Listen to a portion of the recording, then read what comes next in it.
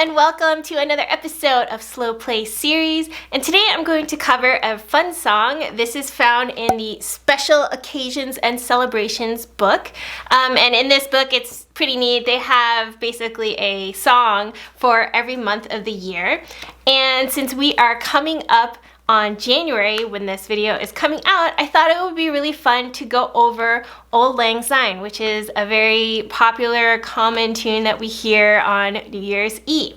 So I will take you through step by step on how to play this song, and I will try to give you some tips and tricks along the way. So let's get started. So first up, this song is in D major. It has two sharps, the F sharp and C sharp. So let's go ahead and play the D major scale.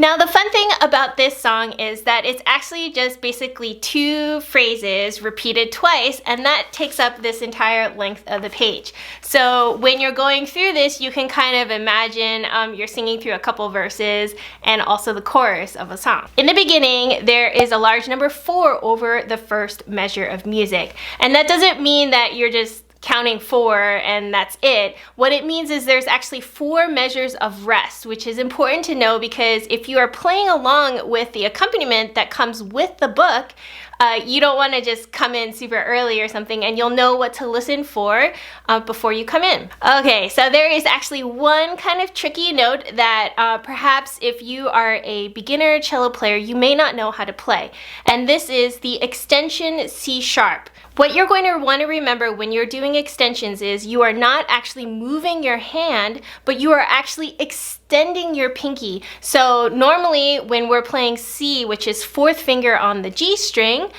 we are in non-stressed position. But if we are going to play C sharp, which is in the key signature, you're going to have to do a little bit of an extension.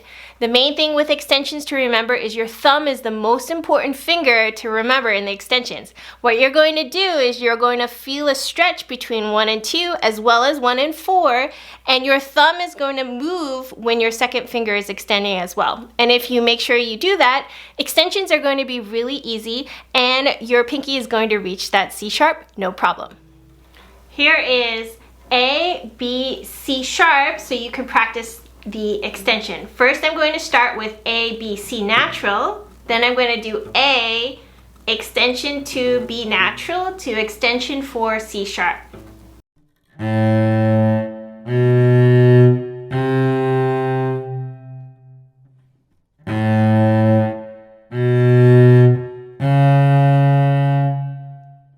Once you get that down, you can try this exercise.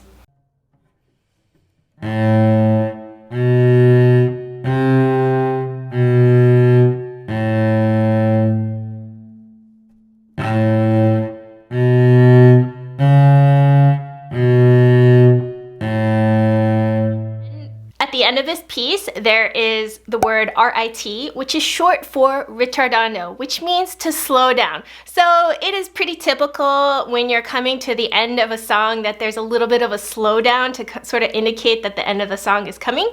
But they often won't write out the whole word and they'll just put RIT or RIT for short. So that's what that means. On the last note, on top of the last note, there is this little symbol with an arc and a dot.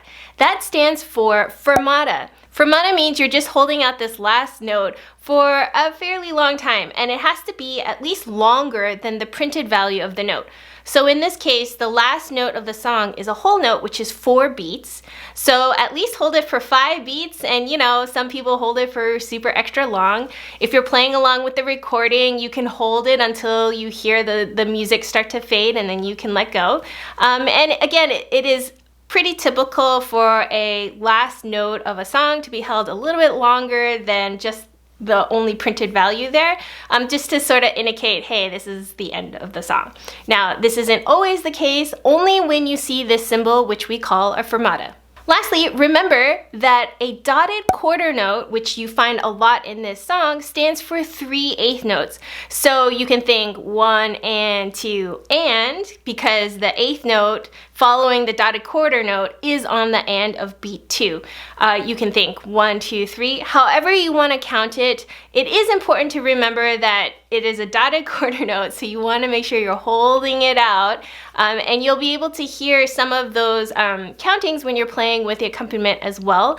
But it is kind of good to understand how you break down the note so you know how to count it. On some of the 8th notes in this song, there is a little slur on top. Now, if you are feeling confident, and I think most of you can do this, is you're just going to put the 2 notes together in one bow. That's all that means. Now, they are 8th notes, so they go by fairly quickly. You won't have to use a whole lot of bow, but it is what is printed there. That's that little slur. But if you're not feeling confident, or you're just kind of playing along and you want to play for fun, don't worry about it. Make sure you just play the value of the note and the pitch, and you'll be totally good to go. All right, so I'm going to play through this song very slowly and talk you through a little bit of how to play these notes. Remember, this is the slow play series, so this is slowly playing through it. If you stick around to the end of the video, you'll see me play through with the accompaniment at the tempo that they want you to do. But what's kind of cool, if you buy this book, there's actually like a program in here where it will you can control how fast or slow you want to play the piece, which I think is pretty cool because some people just don't want to go that fast and some people want to go even faster.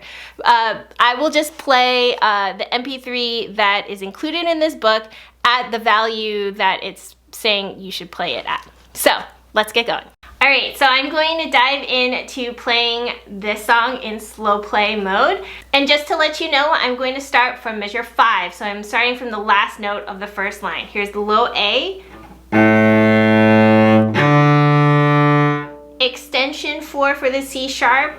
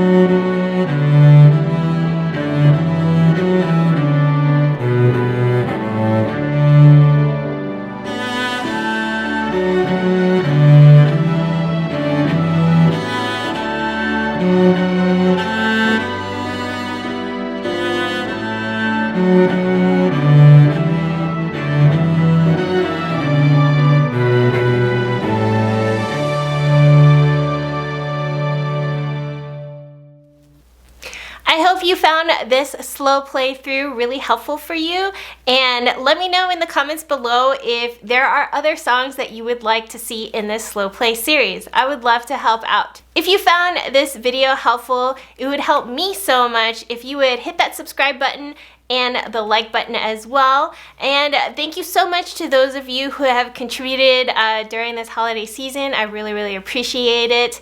If you feel so moved, you can totally give me a super thanks, or you can buy me a coffee, and I'll leave that link on the screen here right now and also in the links below. Thanks so much for making this year such a fabulous one, and I want to wish you a very happy holidays and a happy new year. See you next time. Bye.